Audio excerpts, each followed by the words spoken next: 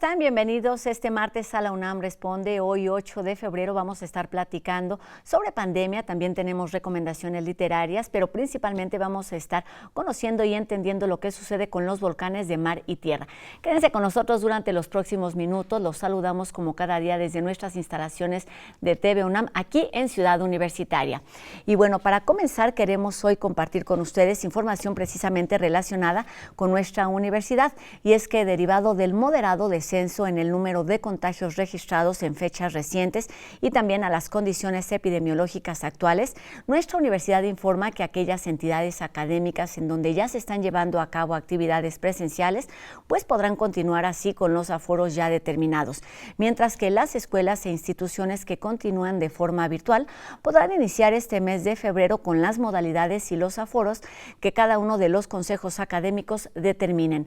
De esta manera, nuestra casa de estudios avanza en el retorno gradual, promoviendo siempre la responsabilidad y eso sí, manteniéndonos atentos a la pandemia con la esperanza de superar esta crisis de la mejor manera.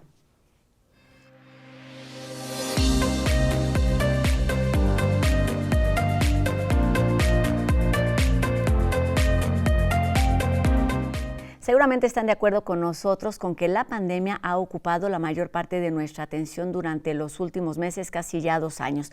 Sin embargo, pues la naturaleza sigue mostrando su fuerza de muy distintas maneras.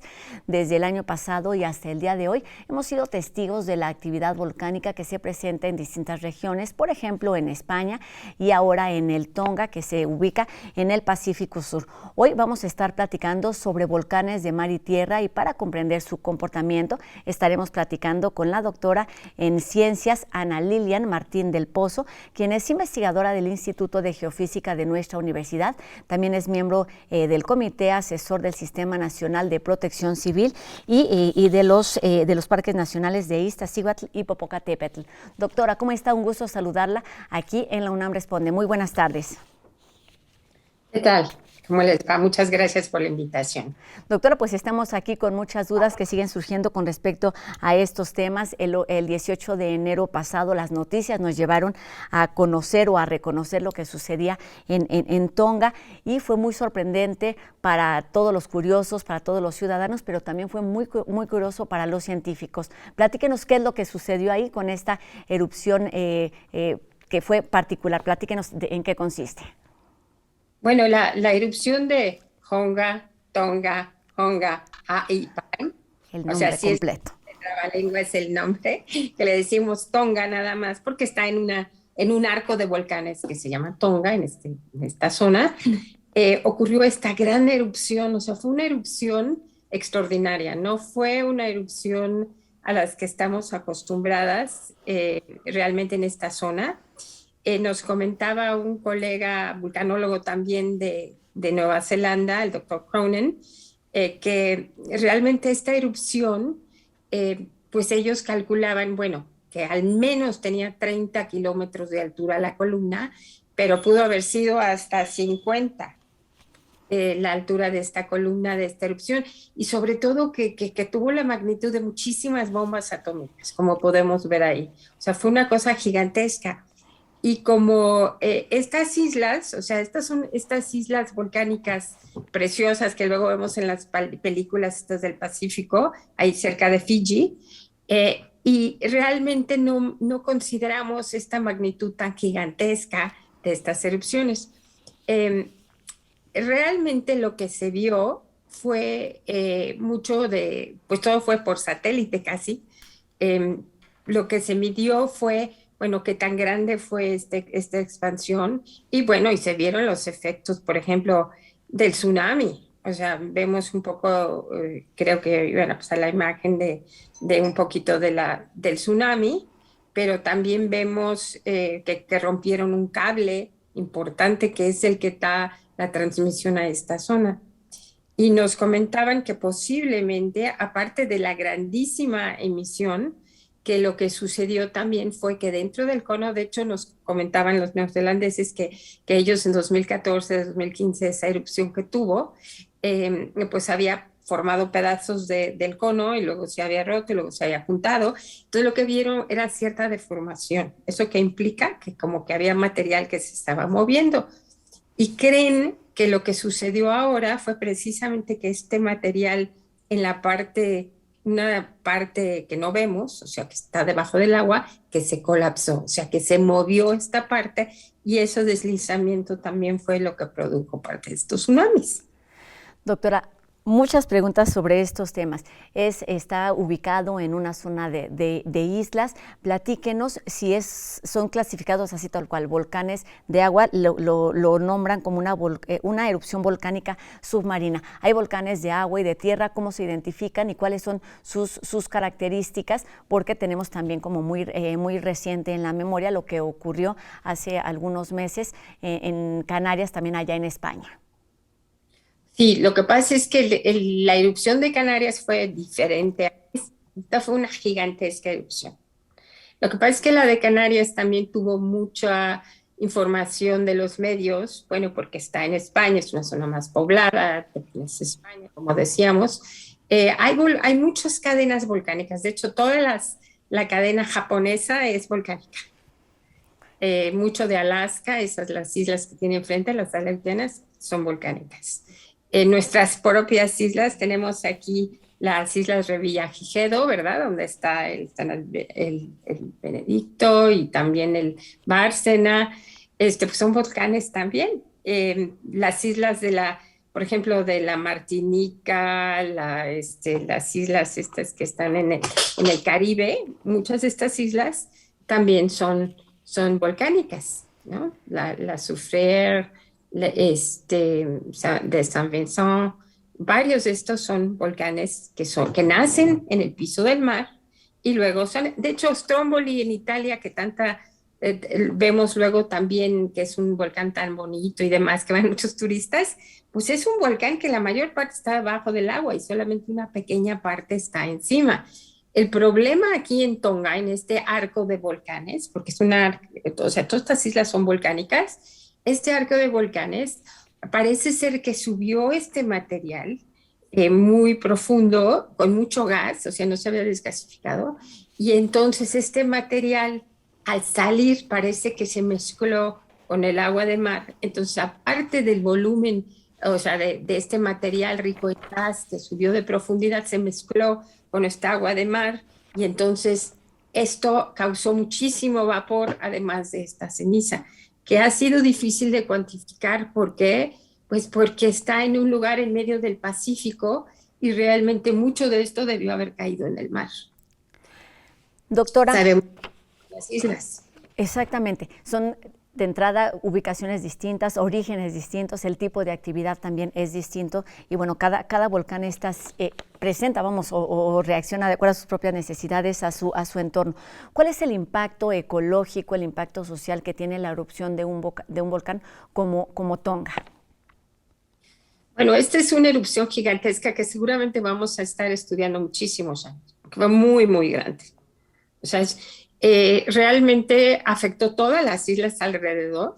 Vimos esto que comentaba, que los cables submarinos, pues lo rompió también por ese deslizamiento que hubo debajo del agua. Parece que parte del cono se pudo haber deslizado en la parte inferior, que no vemos realmente bien en los satélites. Vemos el efecto de los tsunamis, ya ven lo que pasó en Perú, este derramamiento de petróleo que asocian también con esta diferencia de este tsunami que llegó. Aquí de hecho llegó el tsunami también, claro, no con esas magnitudes, pero como reporta el servicio mareográfico, tenemos este fenómeno también que nos llega aquí, obviamente. Ahora, en el volcán de la Palma Vieja, o sea, esto fue un poco más fácil de monitorear porque, bueno, están los colegas españoles con varios equipos ahí y este volcán, de hecho, estas fotografías que son del doctor Robin Campion,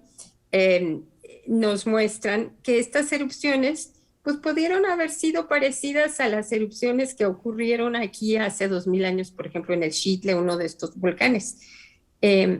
Aquí también había población.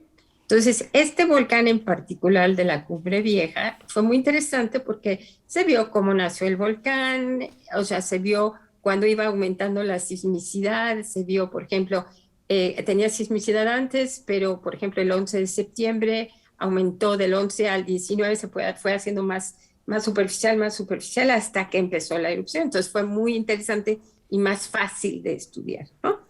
Fueron una serie bueno, fue una fisura, se formó este conito, se formaron, bueno, parece que hubo otra fisura, hubo muchas bocas. El problema en las Canarias, bueno, fue que, bueno, obviamente afectó a la construcción, ¿no? O sea, como 800 construcciones fueron destruidas por la lava.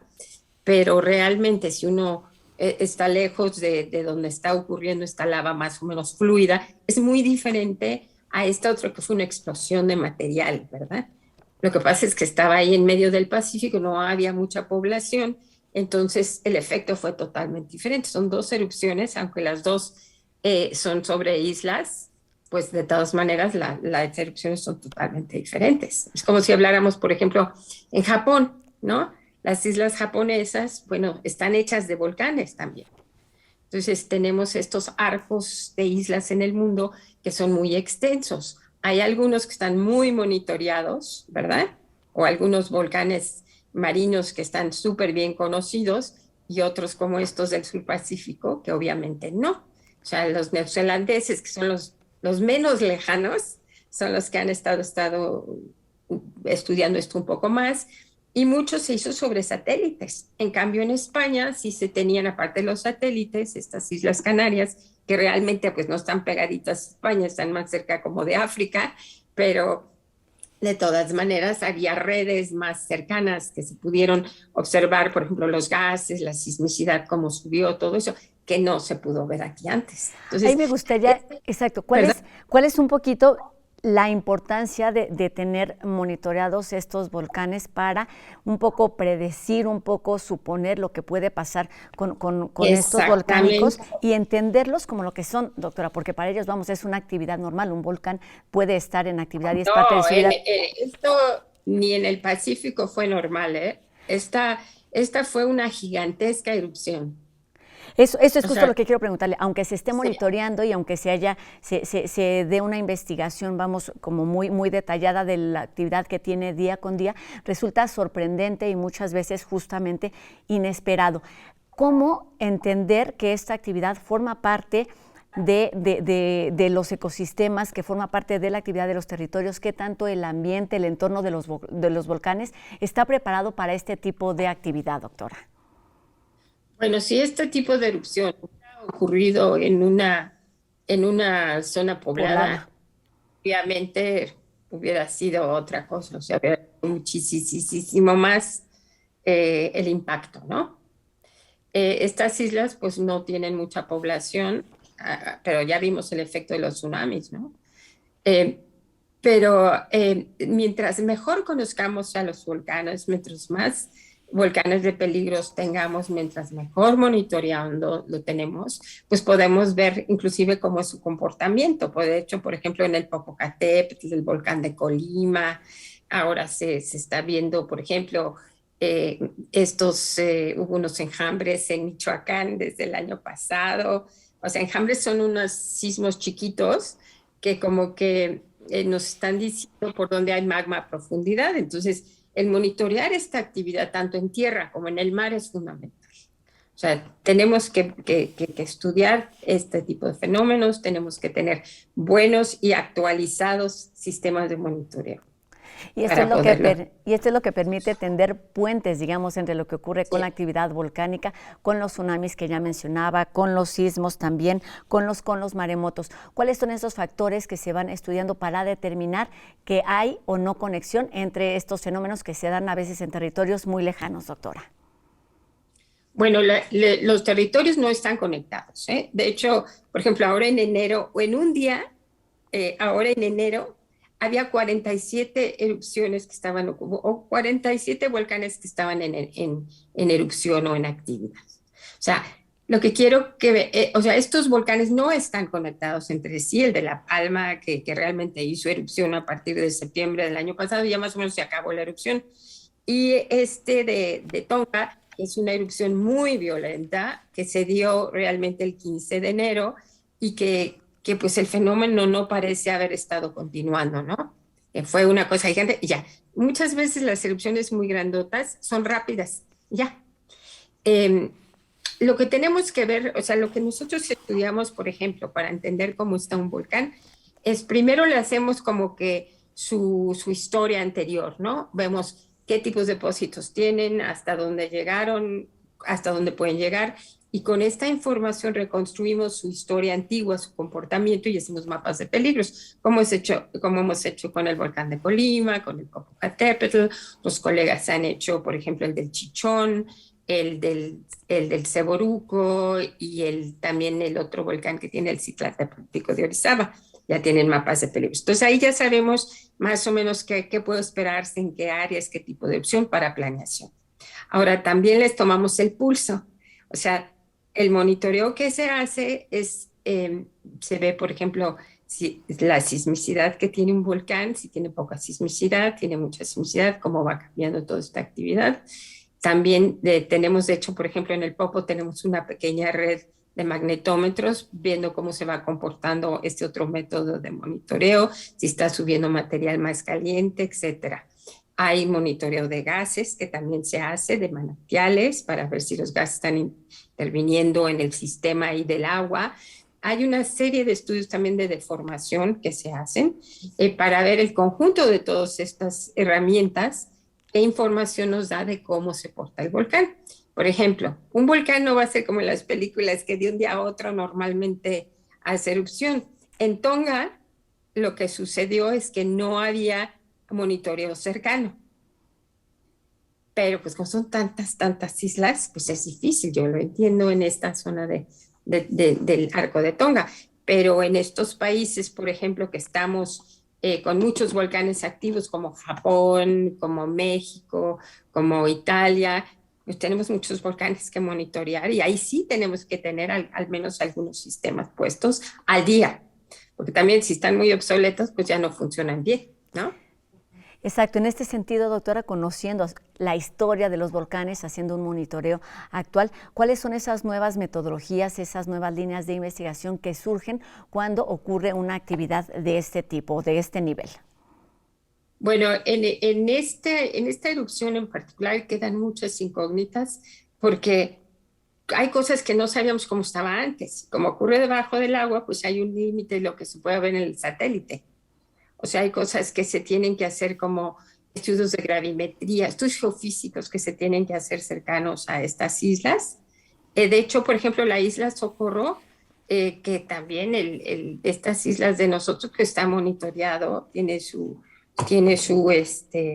sismógrafo ahí también que se están midiendo cómo está la actividad y, y se tiene que realmente ver alrededor que se manejen otros sistemas nuevos. Ahora están evolucionando mucho los sistemas remotos, ¿no? El medir gases a distancia, el medir la distribución a distancia, están haciendo modelos. O sea, de hecho, nosotros estamos trabajando en conjunto con la LANOT del Instituto de Geografía y con otros colegas para detectar mejor estas columnas de cenizas, ¿no?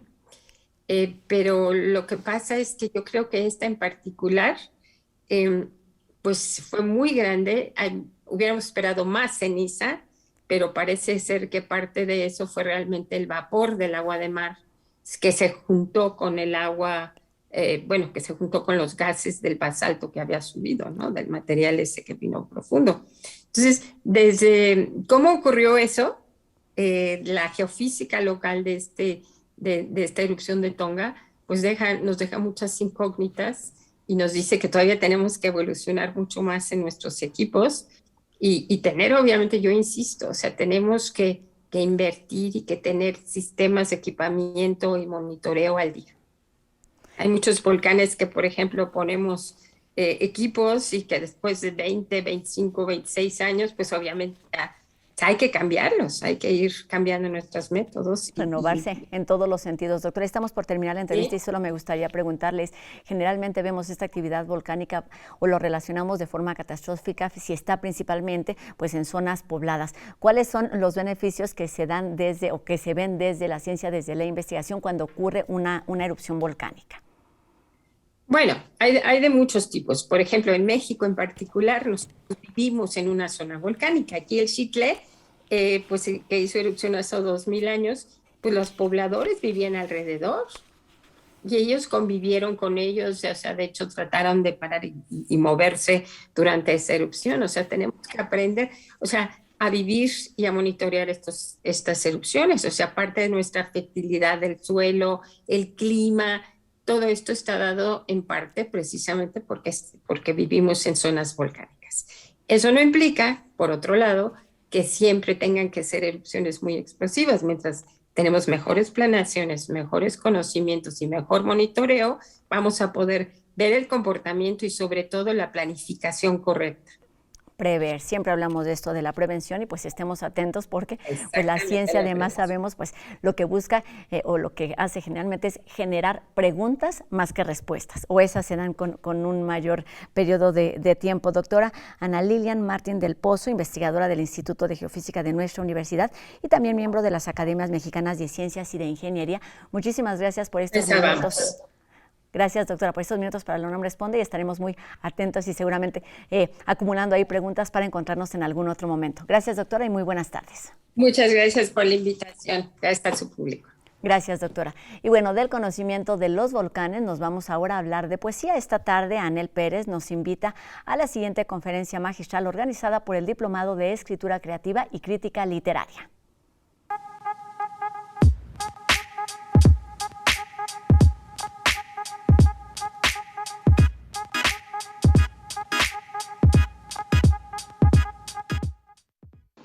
Hola, bienvenidos a este espacio dedicado a la literatura y el fomento a la cultura escrita.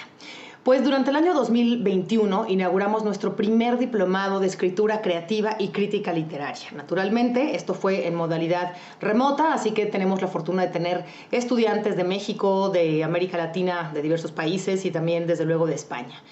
Para iniciar cada módulo, este diplomado cuenta con la participación de figuras muy importantes de la literatura, como la autora Gabriela Wiener, Jesús Ramírez Bermúdez, doctor en Ciencias Médicas, Maripaz Amaro, artista visual y poeta, y en diciembre pasado tuvimos el enorme gusto de contar con María Baranda, que habló obviamente de poesía. Y ahora ya de lleno en 2022, y para abrir el quinto módulo, yo les invito a que asistan con nosotros a la conferencia titulada La poesía como conocimiento, a cargo de la maestra y doctora en filosofía por la UNAM, la poeta Elsa Cross. Esta actividad para todo el público va a ser transmitida el miércoles 9 de febrero a las 6 horas a través de Facebook Live de Literatura UNAM. Como todos sabemos, Elsa Cross ha publicado libros de ensayos sobre filosofía, sobre poesía, sobre mito, así como muchísimos artículos especializados en revistas y libros colectivos. Para el disfrute de los públicos de otras lenguas, también se han traducido y publicado en otros países 14 de sus poemarios.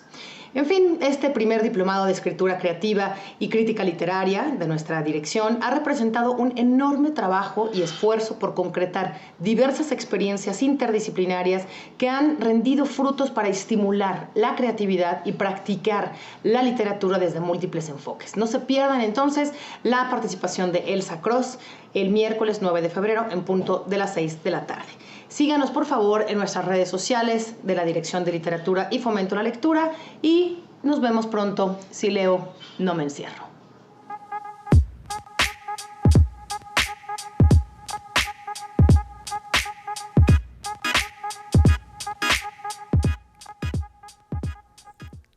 La poesía también es conocimiento y bueno, diversos artículos sobre medio ambiente y más en el siguiente número o el más reciente de Gaceta UNAM. Vamos enseguida con una muestra de lo que podemos encontrar en la publicación de hoy.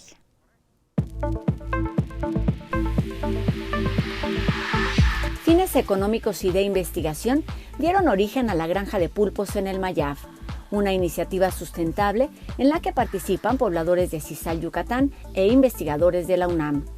Además, un reportaje sobre la lluvia ácida y cómo deteriora los monumentos históricos. En esta misma línea, otro efecto del cambio climático es visible en el color que da vida a los muros de las construcciones mayas. Con la pandemia se ha acelerado el uso de monedas digitales, pero ¿cuáles son las tendencias y los retos para la siguiente década?